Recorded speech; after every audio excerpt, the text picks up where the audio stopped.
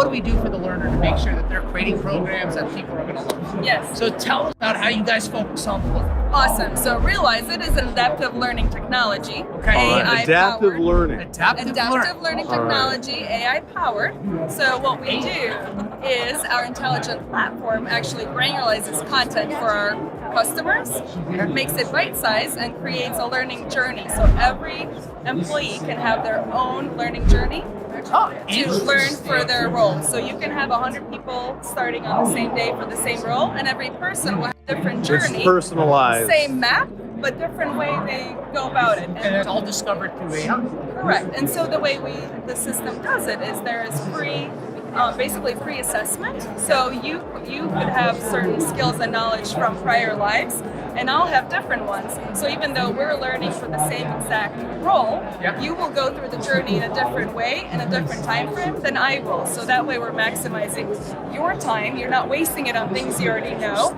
I'm not wasting it on things I already know, and the trainer is not wasting time teaching us that, boring us to death, but really just filling in the gaps. Tell me a little bit about the distribution. So, can the AI identify, respective to that employee, to that learner, how they like to learn, right? And how to communicate with them when they're offline to bring them back online. So our technology is being used either online, so you're at a computer.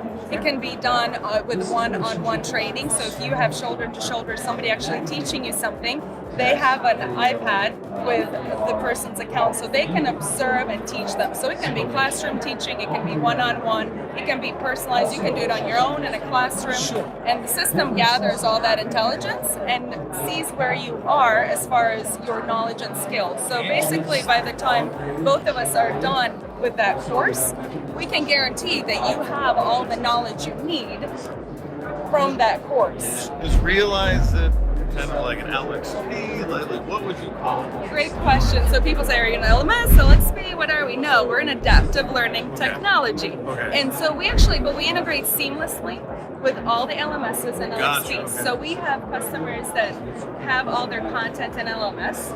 We are the intelligence behind it that makes it personalized. When a learner comes in, this is their kind of landing point, their dashboard, so to speak. They get clear insight into what they've completed, how they've done so far. What you can break down the training plan into categories to get that clear picture of where you're going with things. Got it. What's important to recognize is the system is always going to be recommending to them what to do next. What's your recommended next best step? So it's kind of like Netflix will recommend, like, hey, you should go watch this based on what you've done in the past or other factors. We heard it's all about personalizing the learning journey for the learner based on what they need. Yes, and then taking it a step further, it's about doing it in an efficient manner. Realize it could be used not just for e-learning, but like more like blended learning, like as a whole, kind of the path. Yeah, so rather than them having to go to this place to do their self-learning, this place. Yeah, this is tracks it all in one place, and then it sounds like you can either act as the LMS or LXP, or you can plug into it. And we integrate with like WebEx, Teams, Zoom. And you'll see any of these places where it's got that little icon, the two people, that means it requires a trainer. So the learner can't just get that complete. Sure. That's actually got to be completed by their training facilitator. So how's that live session orchestrated? So you'll see here this little calendar. You can create events around it. So maybe you've got 3 different times that this coaching session is going to be offered, and the learner would go in and select one of the times, and then it can send basically an email to them so they can create an Outlook event. Two different ways. Realize it has its own authoring capabilities too. Right, and so we can do that from like scratch, go in there and do it all with HTML or an authoring dashboard. But if someone has all of their content maybe on paper, PDF, they've got it in binders, they're walking around doing it, we can intelligently ingest it and take those documents, convert them into HTML, and have it basically come out looking like this. So this is one way. You can author it in the system, we can ingest.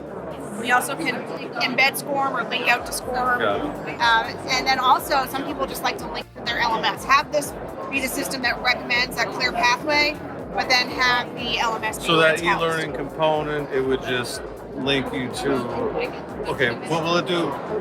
SSO, like single sign-on, or okay? Yes, you can do that as well. Nice. From a learner perspective, you're not having to jump from one thing to the next. this is the master database, and everything else either interacts and it needs to, or you supplement. If someone has on-the-job training, shoulder to shoulder, and this could be done in person or virtually in this day and age, but theoretically they have an in-person training. We have the ability to put some trainer-only content, so facilitator notes. You think of like back in school when you had the teacher's manual and they always had the, we kind of have that section built in here. So when the trainer's using their UI, they see this. Okay. But the learner would only see the learner content of it, and that would always be available for them to go back and reference if needed. Maybe you learned something, but then 2 weeks down the road you need to reference back to it. Yeah, retroactive learning. Yep. One of the ways that we do AI, this is an example of a statement, so the ability to have it as a statement or a system of record. So this will timestamp when I hit yes, I agree with this. It will timestamp when I did it, and then that will be in the system that this is when I completed my training and I acknowledged that I did it. Now you can set that up as well, where both a learner and a trainer have to sign off on it. And then we have the ability to send out certificates of completion once they're done, to their email. Oh, that's great too. Yeah. Adapting to prior knowledge. If we both go and work a new job tomorrow, perhaps you have similar experience at one of the companies, and I'm brand new. We don't necessarily need the same training. So we have a feature called determined knowledge that'll allow a learner to save time by kind of giving them the ability to answer some questions about things they may already know.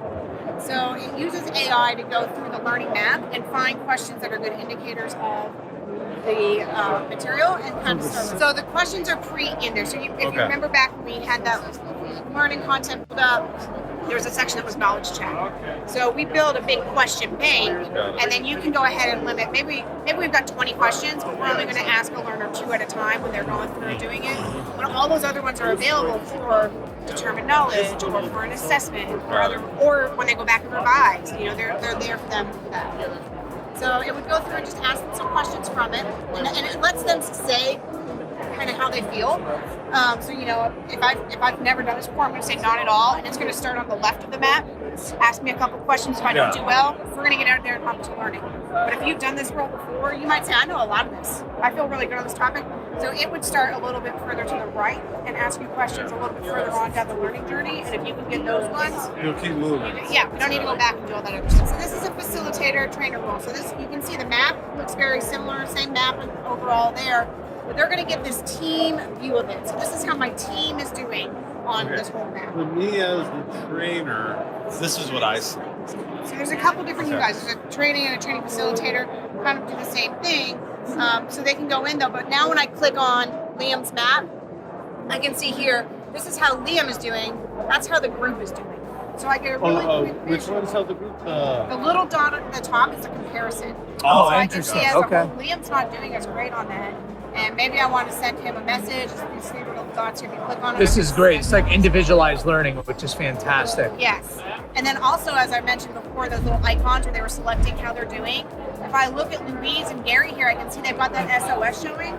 And that's really quickly, I can go and send them a message or reach out to them and see if I can do anything to help them, because we want to make sure everyone feels welcomed and, successful as they're going through. This is amazing. Like in theory, this works so well. But obviously what probably happens, like the scenarios where people aren't successful with this, they probably give up in some part of the process. Yeah, right? The biggest thing we're seeing, especially with a lot of corporate where things are very much completion, right?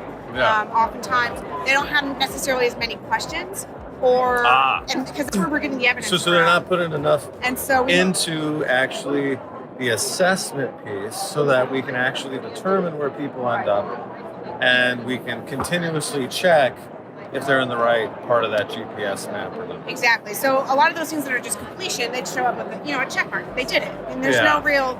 They're not rock stars. So they're not getting the ROI in the back end because they're not actually connecting the results that the company actually wants to what they have in here, because they're not actually assessing anything, right, or the right things. Right. So and there's some people who do just want it for that clear path for completion, and so they're gonna, it'll be okay. You can do that.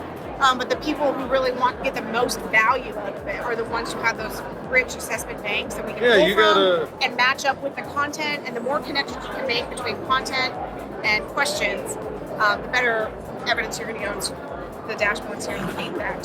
That was fantastic. Wow. This is sweet. So it's adaptive learning technology. So we got an alt. It's not an LMS. It's not Super an learner LMS. centric. ALT. The AI is all about figuring out how can we best help the learner, position the learner, take the learner through the whole journey.